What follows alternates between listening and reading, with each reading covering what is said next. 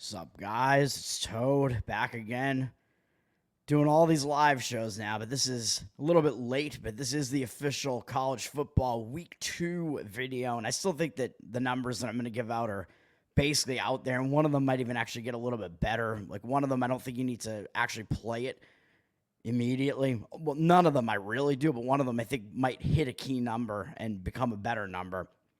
And I'm fresh off a 2-0 day, baby. I'm on fire again. Need to continue it, though, to get back to breaking even on the year. But I hit on the Kansas City Royals, and I just watched the Philadelphia Eagles try to blow it, but not blow it. And unfortunately, Jordan Love looked like he suffered a pretty bad leg injury on the second to last play of that game. Just really insane. If that winds up putting him out for a long time, that's going to be pretty bad. It's going to make for a lot worse football out of Green Bay. That is terrible. Although I am obviously taking the win on the Philadelphia Eagles. Let's talk about this college football, man. That's what we're here to do. College football is still on right now. That later Northwestern Duke game is still on right now. I don't even know what's going on in that game. Probably not a lot of scoring. Just like my life, obviously. SMU, I don't know how SMU is playing this poorly, dude, with all those returning starters. They just dropped that game. They were a massive favorite in 2 straight games, and they could be 0-2 right now, potentially. They barely beat Nevada, and now they just lost. Who are they even playing today? I don't even remember who they were playing. Some opponent who's much worse than they are. BYU, yeah, and they lost that game. Well, BYU is not as bad as Nevada, but still. All right, let's get into some college football. Maybe I'll talk about, there aren't too many big games on the slate, but I guess I'll talk about some of the big games because all of my actual plays are, I don't think any of them are on any of the real big games. We can talk about some of these ranked games here. There are only a few that are really discussion worthy. Texas and Michigan is obviously one of the big games on the board. I don't know if that's where the College Game Day crew is going to be this week or not, but that's like the biggest game on the board. I mean, it's number 3 Texas against number 10 Michigan, the returning champs. And to me, I mean, I think the public is going to be coming in on Texas in this one. I went down the whole card a little while ago, and I looked. This was not one that was really one that I wanted to play, although I do lean to the Michigan side in this one, plus the points. Texas, as you can see, is up from -5.5 to -7 here. 80% of the tickets on them, so they are indeed public. 77% of the cash, so a little bit less of the cash. I lean with the Michigan side, and a lot of it has to do with, I think some of this is recency bias, man. I think that's kind of the reason the line has gone up rather than it being actual movement, like legitimate, like movement coming in. Although you do see some guys, some of the professional bettors will come in and say, oh, this is kind of close to a key number. Maybe we can get it up to 7 just so we can then come in and take the other side. Like get it up to that key number just so you can actually come in with more money on the side you actually want to come in on. But Texas, I mean, they just obliterated Colorado State, shut them out 52-0. So people, this is week 2, man. This is overreaction week. Week 2, which is, it tends to be one of the better weeks for bettors. I had a bad week 1, of course. I went 0-3 after going 1-0 in week 0. Week 1 tends to be a little bit tough because you don't exactly know what you're going to get, but typically, I do like to look at those teams that have a lot of the returning starters, which I did, and it didn't work out for me. But week 2 tends to be a lot better because the lines overreact to week 1. You only have 1 game worth of data, basically, for every team. So everybody just does what's natural in humans, basically, and all they can really do is overreact to what they saw last, which is just that 1 game. So you get some huge overreactions in the lines, more so than in any other week.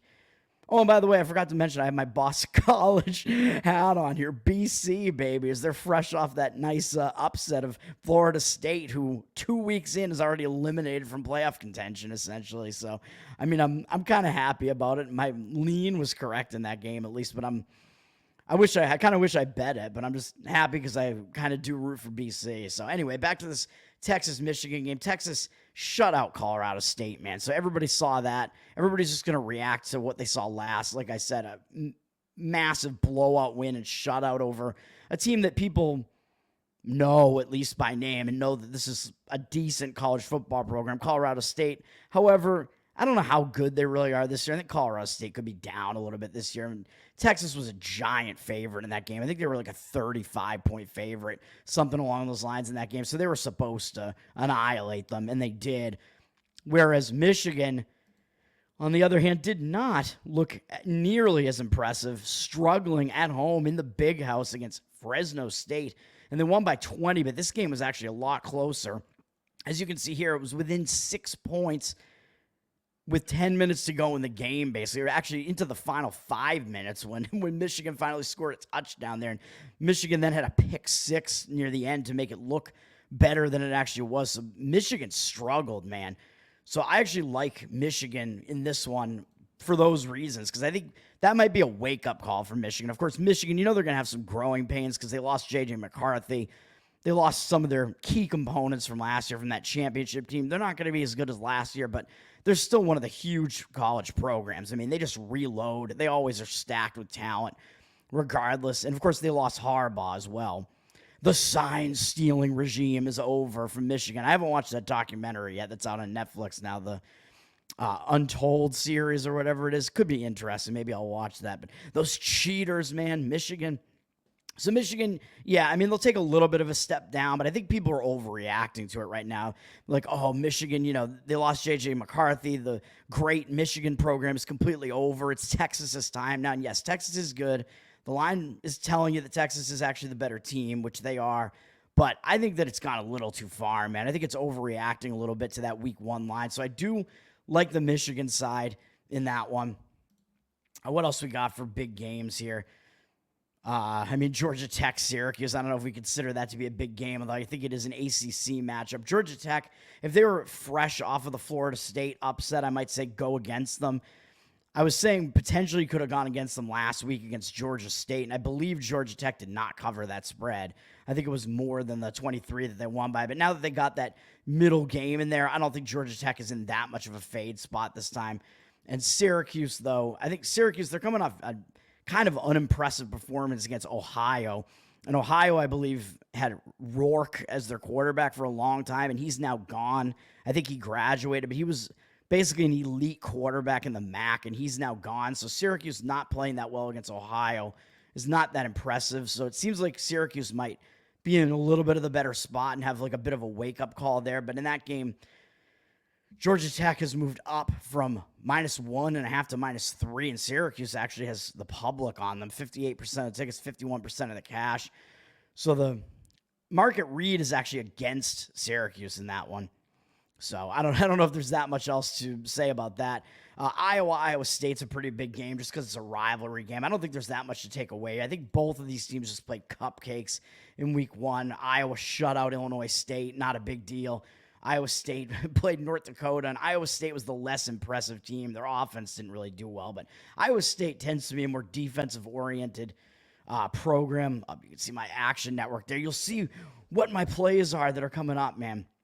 So I do actually kind of lean to Iowa State in that one, just because they were less impressive, and Iowa is the ranked team against Iowa State not being ranked, and it's almost like the odds makers are begging you to take Iowa in this one.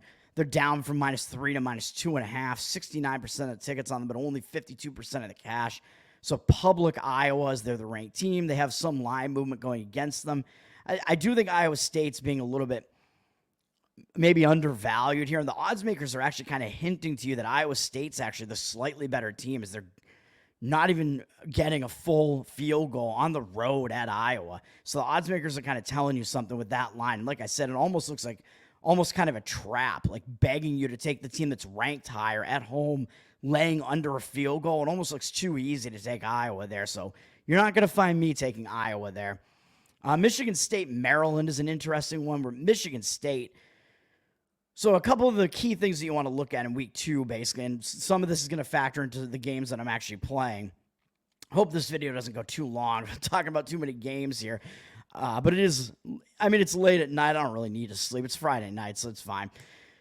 The angles basically are you want to look for good teams, or at least good programs that really underperformed in that first game and were maybe like a huge favorite, like Michigan State was, and almost lost the game, because that tends to be kind of a wake-up call, and it causes them to kind of refocus and focus coming into the next game.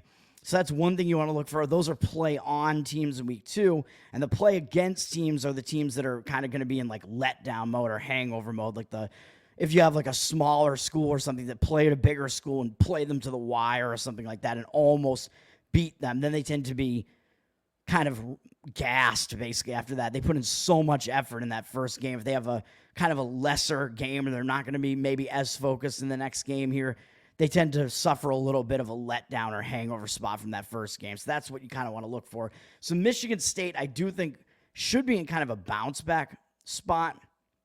Although I don't know what we're going to see out of them because, as I mentioned last week, when I said I leaned to Florida Atlantic against them, Florida Atlantic almost beat them outright because Michigan State just can't score. Michigan State has all these new pieces coming in. As I mentioned, a lot of them are coming from Oregon State, which is where their coach came from. So he brought a few of his offensive players over, including Childs, I believe is how you pronounce it, the quarterback. I was making fun of it last week and calling him Chiles, just because it sounds more funny to me. But we'll see. Michigan State, I mean, I don't think they're going to continue to be as bad as they were in that first week, although they are a program that is having to definitely rebuild right now. They're definitely a down program. As you can see, they're 8.5-point underdogs against Maryland. But what really justifies Maryland being an 8.5-point favorite, man, against another Big Ten opponent? Maryland's one of the lesser teams in this conference, too, and they lost Tua's brother. I forget what his name is. He was their quarterback for at least a few years, I think, and he graduated, I believe. So Maryland, I don't even know who they started at quarterback. It seemed like they were waiting until the last minute to even decide on a quarterback for week 1. So I do lean to the Michigan State side in this one. Maryland, 71% of tickets on. Nobody wants anything to do with Michigan State. They are no longer a respected program in the eyes of the public, basically. But they have 58% of the cash, though. So some money looks like it's coming in on the Michigan State side. I actually do agree with it on that one. Like I said, Michigan State, they're coming off that horrific game against Florida Atlantic, and that was a game, I think, last Friday, so it was one of those isolated games where it was actually on TV, I think, so it was more publicized, so that's another reason why the public might overreact even further to that, because they saw Michigan State in that game. Michigan State won 16-10 and almost lost the game. It's like they looked so bad, and the public saw it happen. It's like, even though, yeah, I mean, Florida Atlantic only had 3 points in the first half, but still, Michigan State didn't even score in the second half. It is kind of a red flag, but that looks pretty bad, man. And one of their scores is a safety, too, so they really did not do a whole lot of scoring on offense. And one was a big 63-yard run, too. So people saw that. Florida Atlantic. Michigan State looked really bad against Florida Atlantic, whereas Maryland, I believe they won their game. Yeah, they won, and they absolutely blew out UConn. But, I mean, UConn's not a very good team. I don't think that's that impressive. I mean, it's impressive when you beat another FBS team, I guess, by that margin. But Maryland was a big favorite, 18.5. They were a heavier favorite than Florida Atlantic was by a little bit. So another kind of interesting one there, but I think that Michigan State has to be in kind of more the refocus spot there, whereas Maryland just absolutely annihilated UConn. And I think that was at home, too, so that was Maryland's home opener, so they've already played that game. Well, this is going to be their conference home opener, and is that going to make them a little bit focused? Potentially, but I lean to the Michigan State side in that one. What else we got? There aren't too many interesting games. Like I said, we get way more, like, interesting games once we get out of the few cupcake weeks that we have, where a lot of the big guys are just facing cupcakes. Let me see. Kansas and Illinois, I guess, is kind of an interesting one. Kansas, they tend to start these seasons overrated a lot, man, and overranked. I mean, I don't know what justifies them being the 19th ranked team in the country. I mean, they have had decent starts to a few seasons recently, but they always seem to kind of trail off until last year. I think last year was a year where they finally made a bowl. I don't know if they'd made a bowl the prior couple of years, or maybe if they did, they didn't win it or something, but they finally won a bowl. So they seem to be a program that is kind of rising up again. But at this point, I think the stock is a little bit too high on Kansas, because what have they really done, man? I mean, they beat UNLV in a bowl game. I don't know if we can really put that much stock into that. Kansas was a big favorite in that one. Kansas, I mean, they've only played an FCS guy so far, Lindenwood. I mean, not impressive. Nobody cares about that game. And now they're going on the road for the first time this year. So that first road game is always a little bit more difficult too, because you're going into that heavy like road environment, having to face that big time crowd on the road. There is Illinois.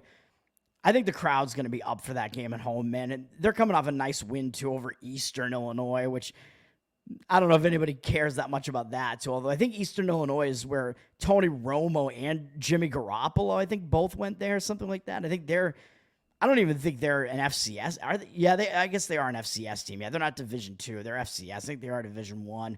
But there's nothing you can take away from this. I mean, both of these teams just beat cupcakes, basically, even though Eastern Illinois, I mean, yeah, they might get up for a game against the big guy in their state, the in-state big brother Illinois, but there's only so much you can do when you're totally outclassed and out-talented by a much better Illinois team. It doesn't really matter. But I think the crowd will come in. They get a ranked team coming into their house. I think the crowd will be excited for it, more excited than they were for that first game, even though it is the start of college football season. So I expect a better crowd for Illinois there. So I do lean to the Illinois side in that one too. Kansas is down from 5 to 4.5 as a road favorite. 57% of tickets on them, but 51% of the cash over on the other side on Illinois. So I like the Illinois side there. The market is agreeing with that one too. What else we got here? Virginia, Wake Forest. You at least have an ACC matchup there. I don't know.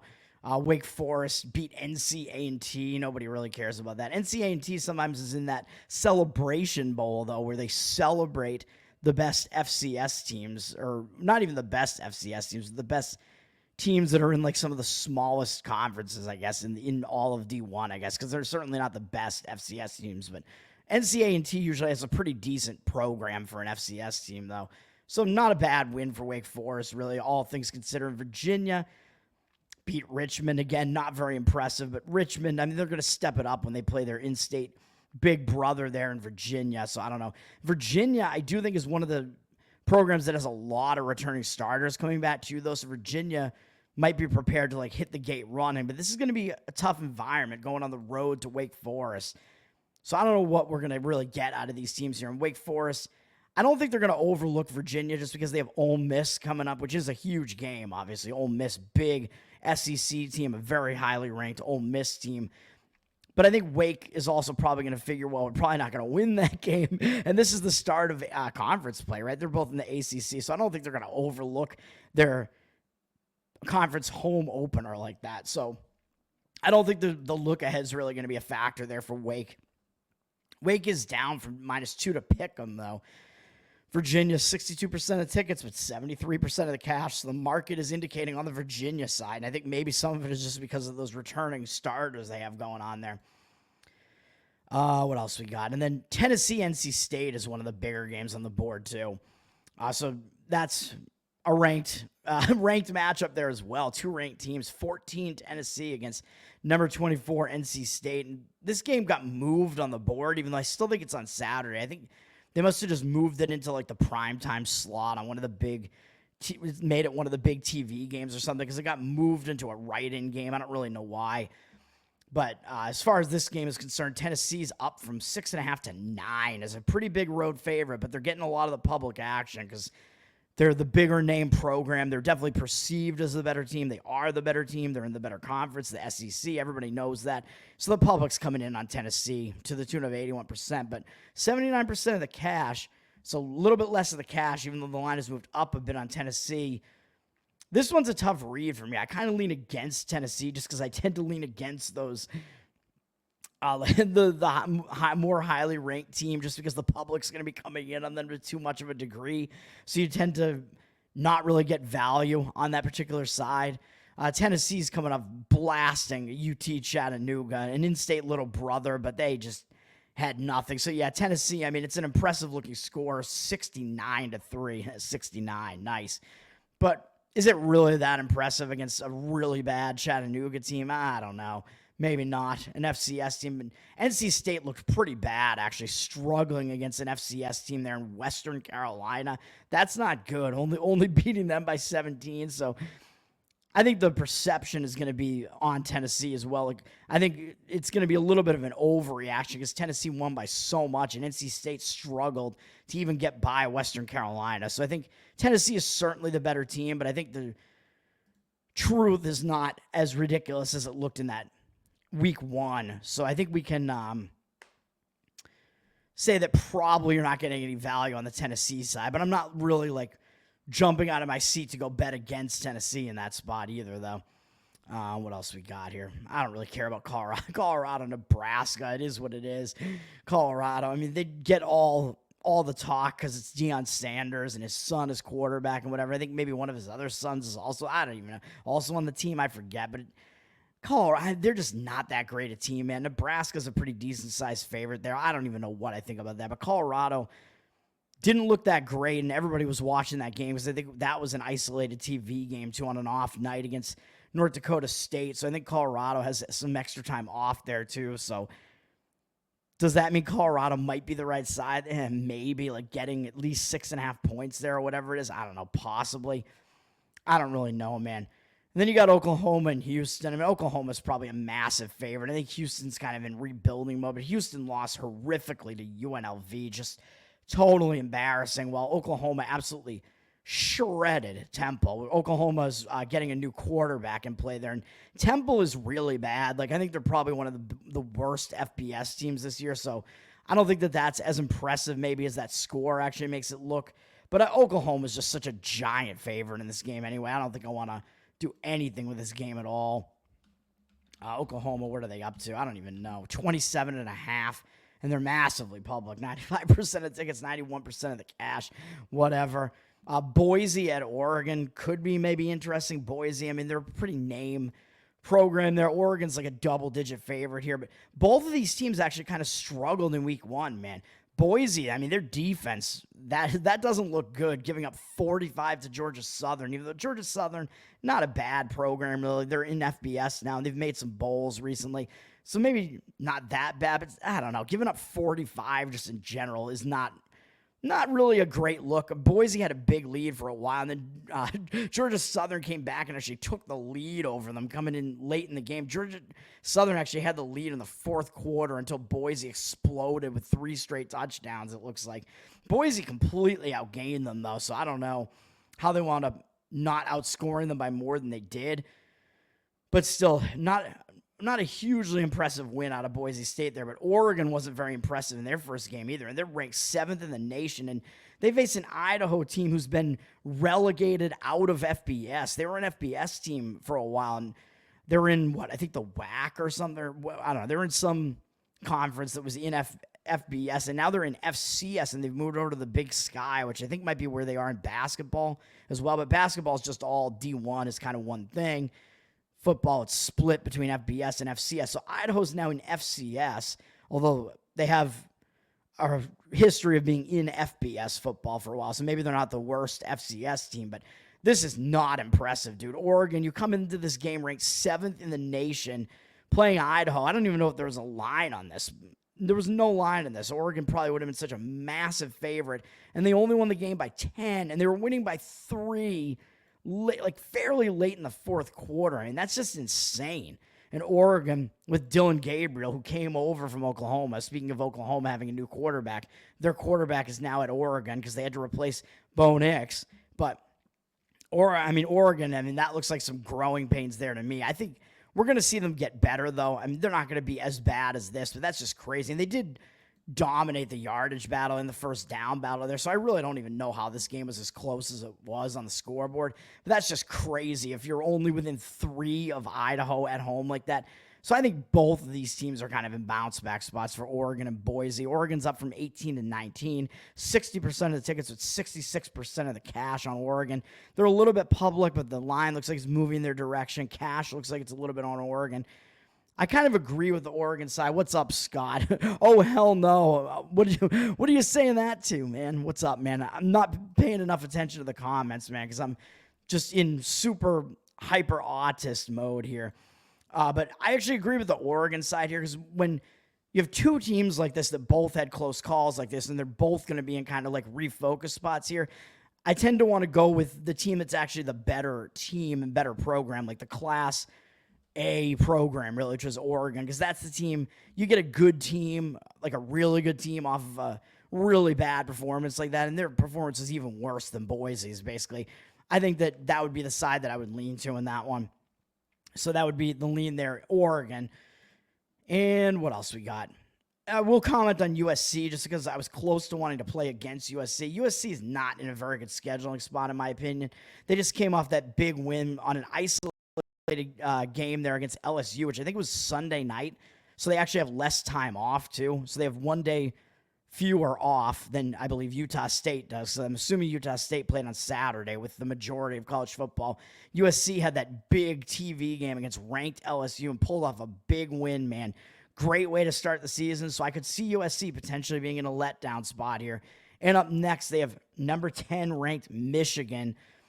But I'm not going to quite get there playing against USC just because it is a game where USC could potentially just kind of name the score. They just outclass Utah State by enough that I hesitate to do it. I don't play a lot of like 28-point underdogs or favorites, really, although USC I do think is in the bad scheduling spot, and it's almost bad enough that I was considering actually jumping in. I think I played a couple of underdogs of a size that big last year, and I think maybe they went like 50-50 in those. There weren't that many. But USC, yeah, coming off that big win over a ranked LSU team, and they got the returning champs in Michigan, who are ranked 10, going to the Big House, but skipping a week there. So they actually have a bye before they go into that. So they have a bye next week. So if they were playing Michigan right away, I think this would be a more insane sandwich spot, because I always talk about the sandwich spots when it comes to football, man. When you have a team that's in kind of a down scheduling spot between two much, much bigger games, that's a sandwich. And if they put in a big effort, and that was a close game, big effort against LSU, they could be in kind of the letdown spot, but then they'd also be looking ahead to that bigger game next. And they still could be, even though there's a bye in between there. That's a big game against Michigan, man. And that's also going to be USC's Big Ten opener, because they're in the Big Ten now. So that is a pretty huge game, dude. So I lean against USC. I would not want to be laying the points with USC here. Utah State, I don't even know what Utah State actually did last week, but I mean, they're definitely the worst team. They beat Robert Morris. Not impressive. Not a very impressive final score there either. Not big. And they do have a game against Utah next, which is a big in-state rival there, but still, I mean, are they really going to overlook USC? Probably not. It's just a matter of how much worse than USC is Utah State. Like, are they just going to be so out-talented that they won't be able to keep up? That's really what you have to gauge here.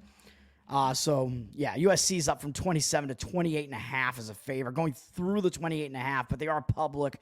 The public likes what they saw. They know that USC is the way better team, so 79% of tickets are on them and only 53% of the cash. So the market does look like it's indicating on Utah State, even though the line has moved up a little bit on USC.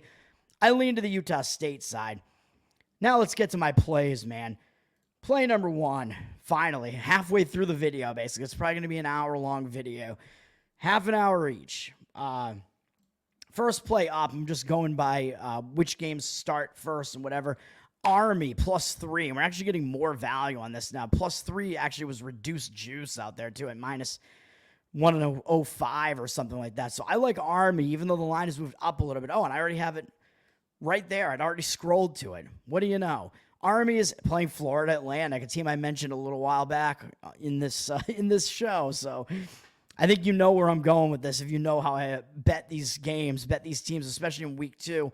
Florida Atlantic is up a little bit from -2.5 to -3, but public on Army, 65% of the tickets, so the public knows Army is probably the better team, even though Florida Atlantic is getting that full feel going home. I think the odds makers are kind of telling you these teams are close to even, but maybe Army's like the slightly better team, which I kind of think they are. The public does think they are, 65% of the tickets, but 72% of the cash on Army. I think the situation is what really dictates this, rather than like which team is actually really better than the other team. I don't do a whole lot with the numbers. I'm not really a numbers guy. More so I'm looking at the situations, man, and kind of trusting the odds makers to just avoid throwing up lines that are so ridiculously off that that you'd be able to find like massive value on there. I don't think they tend to do that in sports that have a lot of focus on them, even in a game that not a lot of people are going to be focused on, like Army and Florida Atlantic. But Florida Atlantic, generally, I think they're the worst program, which is why the public is coming in against them. But I like the spot here, man. I should be pulling this up. Oh, man. Florida Atlantic. I usually have these up in tabs, and I forgot to do that this time. So Florida Atlantic, they're coming off that game against Michigan State, which I mentioned, where they hung in there as a double-digit underdog to open the season at Michigan State, man. That's a big game for Florida Atlantic, and they played tough, and they were in that game. In the third quarter, they cut it to a 6-point game, and then just no points were scored in the fourth. So they were within a touchdown for an entire quarter of that game, and it potentially had shots to actually beat Michigan State there. So now they're coming off that. I think they're going to be in a bit of a letdown spot. And up next, they do have Florida International, who is kind of their biggest in-state rival, even though Florida International hasn't really been that good either. And I think they were, for a time, in the same conference, in Conference USA or something like that, but now they're in different conferences. Florida Atlantic's in the American. Florida International, I think, might still be in Conference USA. I'm not even sure, but that's still a big rivalry that's left over. I think they weren't in the same conference last year either, because I don't think they played for 2 years, actually. And Florida Atlantic did win the most recent matchup against them, but I think that is still a big game. And are they really going to pay attention to Army? I don't know. It is the conference opener. It is their home opener. So that makes me hesitate just a little bit, but I do think the spot is bad enough that I do think that Army is a play here, and it is going to be a play for me. So it's one of the rare situations where I'll actually fade a team in their conference home opener. It is Florida Atlantic. As much as I say these conference home openers tend to draw a lot of crowds, but you saw how well that worked out for me last week when I was on a bunch of home openers, especially in those smaller conferences. They just don't draw enough of a crowd to really make it a giant factor, and I think that's the case with Florida Atlantic too, even though I don't know if Florida Atlantic's crowd might be impressed by what they did last week against Michigan State, maybe. But still, I don't think they have a massive home field advantage or anything like that at Florida Atlantic. Meanwhile, Army on the other side here. Army, what did they do last week? They beat Lehigh. Just nothing you can really garner from that, really. I mean, that's an FCS team. Doesn't really matter. Army beat Lehigh. Who cares? And now they're also playing their first conference game, so they might also have reason to focus because they're going on the road and playing a first conference game, so I'm not sure they're going to be unfocused. Both teams should probably be a bit focused, but the thing that puts it over the top, not just that Florida Atlantic's coming off putting a huge effort in against Michigan State, so the hangover factor there is more significant than the potential look ahead to Florida International. I think that hangover spot, I think, is pretty big from facing Michigan State. But Army also plays a triple option offense, man. They're one of the service academies. They run triple options. And if you're not used to facing it, and Army is new to this conference, so Florida Atlantic's not used to facing these triple option offenses, they will become used to it because they're going to have to face Army and I think Navy, who are both in this conference now. But teams that aren't used to it and then they get thrown into it and have to face it, they tend to not do well right away. They tend to struggle at facing that triple option because you don't know how to defend it. Even in your practices, like you can try to run triple option, try to defend against it, but you're not running the triple option like these guys that do it all the time are doing. Like there's nothing that can really replicate what you're up against in an actual in-game scenario. So I think that gives Army a little bit of an edge too. So that first play is Army plus the 3 for play number 1. Play number 2, this is the one that I was talking about where the line might actually become a little bit more advantageous to us, and that's going to be on South Carolina plus 9.5, which it might actually get up to 10. Like, I don't think there's any reason to play it now, really, if you think it might hit 10, because if it falls to 9, who cares? 9.5, 9, even 8.5, not a huge difference there between those. 10 is the key number in football, of course, touchdown plus field goal, but I like the South Carolina side in this one against Kentucky. This shows Kentucky as being up from -8 to -9, and they're pretty heavily public, 86% of the tickets and only 71% of the cash. So the public likes the Kentucky side, and I think a lot of it is going to be based on what we saw last week, of course, because this is overreaction week. People are going to overreact to what they saw, and they might still be overreacting to the fact that South Carolina is kind of having to rebuild their offense a little bit. They lost Spencer Rattler, I think was his name. He's in the NFL now. I think he was their quarterback up through last year, so they're having to turn over a new leaf there. But South Carolina, I think they do still have some guys returning on that team, and I think that they are kind of able to plug and play some guys in that offense such that it shouldn't be that bad, but it did look kind of bad in week 1. And we'll see, like I said, if this line actually gets to 10, because Kentucky is so public that it could potentially get up as high as 10. I do see the 9.5s out there right now, like I said, so potentially it could reach 10. So I think you could wait until tomorrow to play this one. So South Carolina, yeah, they're coming off a really, really lackluster performance, which is another reason why I like it. South Carolina, this was a hideous game against Old Dominion. Old Dominion's not that bad a team. People might not realize that. I mean, they've been making some bowls recently. They're an FBS team that's not horrendous. One of the better teams in whatever conference they're in. I think they might be in Conference USA as well now. I don't know where they are, but Old Dominion, I mean, they were playing an SEC team, so maybe they just stepped up their effort just enough. And South Carolina's quarterback, Sellers, didn't do well there, man.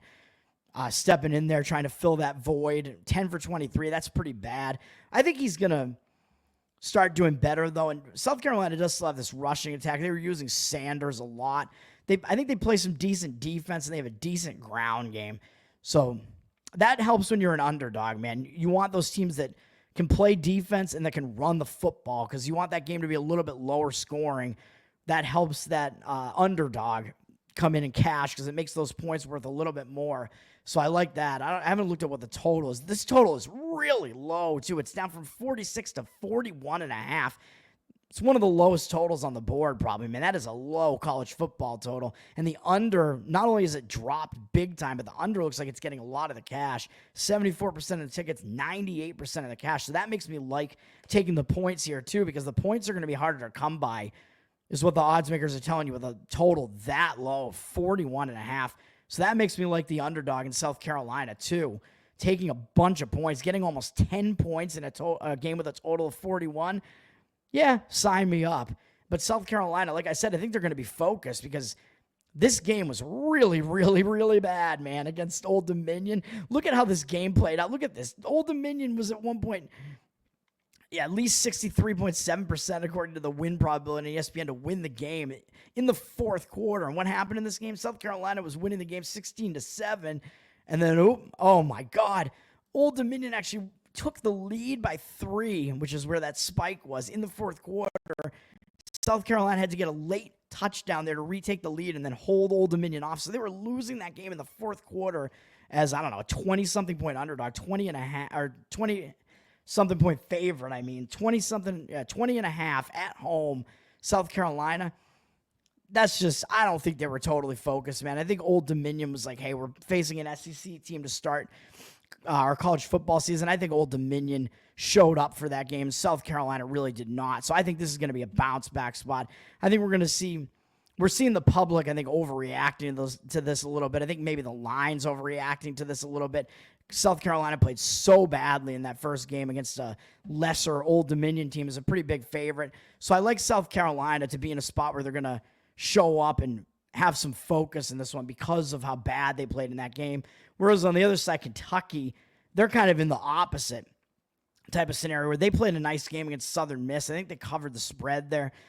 They allowed 0 to Southern Miss. So again, pretty good defense there. But Southern Miss, I think, is a weaker team than Old Dominion is too. Southern Miss, I don't think they've been good for a couple of years now as a college football program. I think they're trying to rebuild their program. So I don't know if there's that much that you can really take away from Kentucky beating them 31-0, other than maybe Kentucky probably should have scored more. They only scored 7 points in the entire second half, although they might have put in some backups or something like that because the game is a bit out of hand. Maybe they did. But, I mean, Kentucky did dominate, but it was mostly because Southern Miss just, I think they're pretty inept offensively. Kentucky plays decent defense. Kentucky was a 25.5 point favorite. They covered. They won the game. Easy win in a shutout.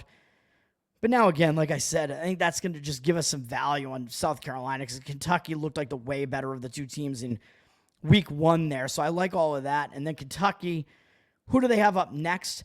They have Georgia up next, man. So as much as you might not overlook your conference home opener, so they already had their home opener, but this is their first SEC game of the season, but you might still have a little bit looking ahead there, man, to Georgia. And we know that last year, Georgia was, I wanted to go to schedule here. Georgia was the team that really, really kind of hammered Kentucky and kind of sent them spiraling last year. As you saw, Kentucky started off really hot, 5-0, and then Georgia totally destroyed them, 51-13. So I think I think Kentucky's gonna have that game circled, man, against Georgia. They're not gonna want to get totally wrecked again like that. And that sent them spiraling last year. Look at that. They only won 2 of their games after that and lost 5. So that really kind of threw them off course for the rest of the season pretty much. So I do think Kentucky might be looking ahead a little bit to Georgia as well. So that's the play there. That is South Carolina plus 9.5. Or if you wait, it's possible you might even get 10 on that one. And the final 2 games I got. So that was 3:30 Eastern. I think that Army game's at noon, 3:30 Eastern there. And now the last 2 I think might be evening games. First one up is going to be East Carolina plus 1.5. That's where I'm going on this one. I'm going to some of these lesser hailed games here. These games that have less going on here. Oh, and who's that against? Old Dominion. Go figure. I don't even know if I realized that I was making plays with both sides of that South Carolina Old Dominion game, because I was just kind of looking at this matchup that each of them are playing, and I was like, oh, South Carolina almost lost to an inferior team, and Old Dominion almost beat a much superior team. So that was just kind of what I was doing. Oh, and they just happened to have played each other, and it sets up 2 nice spots for us. So, hey, why not? So this is 6 p.m. Eastern. East Carolina is going to be the play in this one. Looking at what we got in the market here, looks like it's signaling on East Carolina, even though East Carolina is a little bit public. I don't know why, though, because Old Dominion's been the better program in recent years. I think East Carolina, I don't know when the last time they made a bowl was, but Old Dominion's made some bowls recently, whereas East Carolina has not. So I don't understand why the public is coming in on the East Carolina side, 70% of the tickets, but 81% of the cash. And because this is one of those lesser games on the board, I do think that cash discrepancy is probably relevant there and probably legitimate. And we've seen the line drop from 2 to 1.5. Not much of a difference between those two numbers. But it looks like the market is kind of signaling on the East Carolina side with more of the cash on them, with the line moving in their direction. And like I said, in a game that's not one of the massively public games like this, I think there's more that you can take away from that, because the ticket percentage actually might just be because there are a bunch of professionals coming in on this, because the public is less likely to be on a game like this. But more of the cash still. So that to me kind of indicates that it's more of a professional side. So I like seeing that, and that's what I'm doing here, man. East Carolina, they're coming off a game against Norfolk State. There's just not much that you can take away from it, I don't think. They are going on the road in this one, but East Carolina, this is going to be more of a fade of Old Dominion than anything else, because I think Old Dominion is in a really bad spot. And East Carolina, I mean, they didn't have to put in a huge effort at the very least against Norfolk State. So this is going to be a game where they get to play against Old Dominion, and Old Dominion's kind of had the upper hand over them in the last couple of seasons too. So I think maybe East Carolina might be ready for it, because it's the first FBS team they're going to be playing. So I kind of like that side of it. Whereas Old Dominion, I mean, they already played an FBS team, like I said, and boy, did they. They were winning at South Carolina in the fourth quarter as 21-point underdogs. That is crazy, dude. Old Dominion, they put in a huge effort in that one, and they could lapse in focus, even though this is going to be their home opener. That's tough, man. That is a tough game to come off of, almost beating South Carolina. You might not have that much left in the tank if you're Old Dominion. And then what do you have up next? You have one of your big in-state big brothers, Virginia Tech, up next. And Virginia Tech, I think, is seen as the biggest of the bigger brothers over University of Virginia, I think, because this is not basketball. This is football, where Virginia Tech has tended to have the better of those two programs over Virginia. That's a big game, dude. Old Dominion, whenever they play one of these bigger Virginia teams, in-state rival, because Old Dominion's in the state of Virginia, Old Dominion really steps up there. That could set up a look ahead, man, for Old Dominion. So this looks like a sandwich spot to me between two of the big boys there, even though Old Dominion, maybe they might have the thought that, like, well, we have a winnable game here, whereas these other two might not be as winnable. But I don't know, man. It looks like a monster sandwich to me. They put in such a big effort only to fall short against South Carolina. It looks like a bad spot to me for Old Dominion. So that's the play in that one. East Carolina plus 1.5. And then Another plus 1.5 to finish it off. This one seems dangerous because this team's defense is basically non-existent, but I'm still doing it, man. Texas Tech. I think this is a bad spot for Washington State. I'm doing it on Texas Tech. This might be my least favorite of the plays, to be honest. We've seen Washington State. It looks like they've flipped. This is at Washington State late night, 10 p.m., because it's Pacific Coast, so it's 10 p.m. Eastern. Washington State looks like they flipped from +1 to -1, so the favorite is flipped, but they are really public. Based on what happened last week, the public's only going to come in on Washington State, man. And based on what these teams have looked like recently, too, the public's only going to come in on Washington State. 75% of the tickets on them and only 61% of the cash. So they're public, but they have less of the cash. So the market looks like it's indicating that Washington State is not really a side you would want to be on because they're public and they have significantly less of the cash, at least for the time being. And I think we can see why. Well, first of all, Washington State's just been the better program recently, but the problem with that is that they had Cam Ward for some of that as their quarterback. He's not there anymore. I mentioned him last week. He's at Miami now, so they don't have him anymore. So they're having to kind of restructure their offense a bit. So we could see some growing pains there, but their offense did do really well in that first game, and this is the other reason why I'm actually going against Washington State, even though they are facing another bad defense in Texas Tech here. And it looks like Mateer, their new quarterback, is kind of off to the races. He did have a really good game there, but that's against Portland State. Come on, man.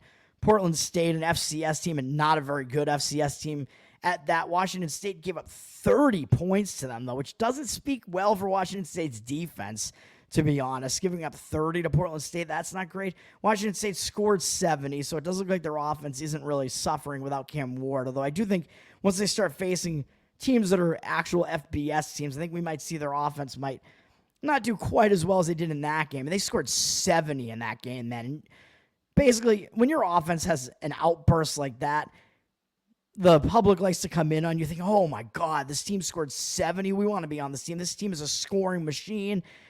Yeah, hold it a little bit, man. It was against a really bad team, really bad defense. And teams that they do that, they tend to not come out and do that again and replicate that quite again, even though this is a really bad Texas Tech defense. Like I said, I don't expect it to be totally replicated here. So Washington State, I think, can only be overvalued after we saw what happened there. And the odds makers are telling you, lining this game at Washington State -1 at home, they're telling you Texas Tech is actually the better team. They're in the better conference. Washington State's in the Pac-12, what remains of the Pac-12, the ruins of the Pac-12. It's just them and Oregon State. Way to go, guys. That's it. The Pac-12, oh boy. Texas Tech is at least, I believe, still in the Big 12, so they're at least in a better conference. So the odds makers are telling you Texas Tech's actually the better team, despite what your eyes see from that Week 1 matchup there. This is still a Washington State team without Cam Ward. Don't have him there anymore. And Texas Tech, their offense did well last week, but against Abilene Christian, an FCS team, they did not do well, only beating them by 1 and almost losing that game. That came down to a touchdown by Abilene Christian at the very end there. And Abilene Christian went for a 2-point conversion to try to win the game right at the end there. And that was in overtime, actually. Excuse me. So that game went into overtime. Abilene Christian scored a field goal to tie it in the final 5 seconds of regulation. And then they tried to go for the 2-point conversion in overtime to just win it in overtime, which a lot of times you see the lower schools try to do that against the bigger schools. So they figure we don't want to have a prolonged overtime here. Let's just try to win it here. So they were a 2-point conversion away from pulling off the upset against Texas Tech as 34.5-point underdogs. That's got to focus Texas Tech, dude, after that. Whereas Washington State might be feeling a little bit high after scoring 70. Texas Tech, even though they scored 52, they almost lost as massive favorites. 30-whatever point favorites at home to Abilene Christian. And Abilene Christian is, well, they are one of the little brothers in the state of Texas, but there are a lot of those. There are a lot of schools in Texas, so that's not really an excuse. Texas Tech just was horrific in that game, and I think they're going to refocus, man. They know they almost lost against a really, really inferior team. So I think that's going to refocus Texas Tech, whereas Washington State, coming off a 70-point outburst, might have a tendency to be a little bit less focused. And this does scare me a little bit. This is just real bad. Texas Tech allowed 615 yards to Abilene Christian. Ooh, that's bad. But Texas Tech's offense was definitely rolling. So at least we got that going for us. Oh, man. And Washington State's defense didn't particularly look good against Portland State either. So that is going to be the play. I think Texas Tech is in the refocus spot there. And Washington State's, a little bit of a letdown spot. But to put well, maybe not a letdown spot because it was Portland State. Who cares? But when you come off a 70-point outburst like that, you tend to be a little bit high on yourself. And then what does Washington State have up next? I mean, yeah, they're playing Texas Tech here. But Washington State, they already played their home opener. This is not a conference game because basically no game is going to be. They probably play their entire conference during the year because it's only Oregon State, which they do later. But look at who they have up next, man. Their big in-state rivalry game against Washington is up next week. So I think that's a look-ahead spot, man, to Washington. So I think Washington State's in a bad spot here.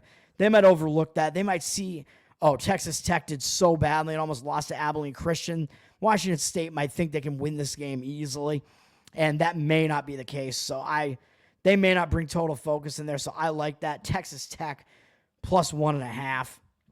And I think that's going to do it. There might have been one other game I was going to not focus on, but one other game I was going to touch on briefly before I got out of here, but I don't remember what it was.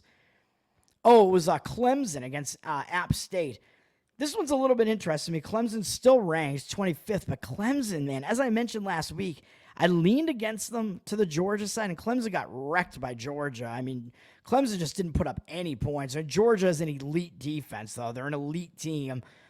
But still, 3 points. Even though Georgia does play really well defensively recently in the first game, they tend to hold opponents to really low scores in that first game. But still, Clemson, I mean, that doesn't look good, scoring 3 points there. And I mentioned it last week when I said I leaned to Georgia. Clemson, Dabo Swinney just refuses to adapt to the new college football landscape, man. He does not go with the transfer portal. And all these other teams get a leg up on him because they're willing to go out and get some really good transfers and bring them in. When you're a team that's supposed to be in the upper echelon of college football, like Clemson was for so many years up until recently, you're in the ACC, you're supposed to be a contender, you have to be hitting that transfer portal, man, because all of your competition is hitting the transfer portal and getting those guys, and you're supposed to be competing against them for some of those transfers, and he's just not doing that, and it's to their detriment as he's trying to just build the talent in-house, basically, and it's just not working, man. He's going to have to learn that. So I don't love the Clemson side in this game, even though it was kind of an embarrassing loss to Georgia. But it is also a game you get emotionally up for, a big opener in a big NFL stadium. It was in Atlanta against Georgia. You do still get up for that game, and when you get crushed like that, that can kind of crush your spirits a bit, man. And that might be the type of situation that Clemson is in here. And they're playing a much lesser App State team. And they do have a ranked NC State team up next, which is going to be the start of ACC play for them. So that could even be a look ahead, although they do have a bye actually in between. So that's 2 weeks ahead.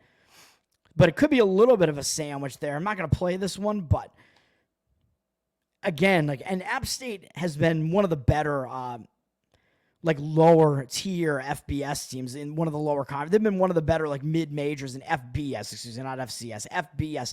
App State's made some bowls, man. I mean, they were in a bowl again last year. I think they've had a good program for years now. So they're not really a team that I think these FBS guys are really going to overlook because they know that App State is actually pretty good. But I don't know, man. Clemson, I mean, they are in that spot where they do have this sandwich between two pretty big games, and App State just had a much easier, emotionally at least, game against a much easier game in general, really, against East Tennessee up last week. So I kind of lean to the App State side just because I think Clemson really could have had potentially their spirits crushed by that last one. I think they know they're not going to be doing anything. They're down to the 25th ranked team. They're favored by 17 here. Looks like it's dropped a little bit against App State. 56% of the tickets on them, but 53% of the cash. So the market seems to be indicating on taking the points with App State.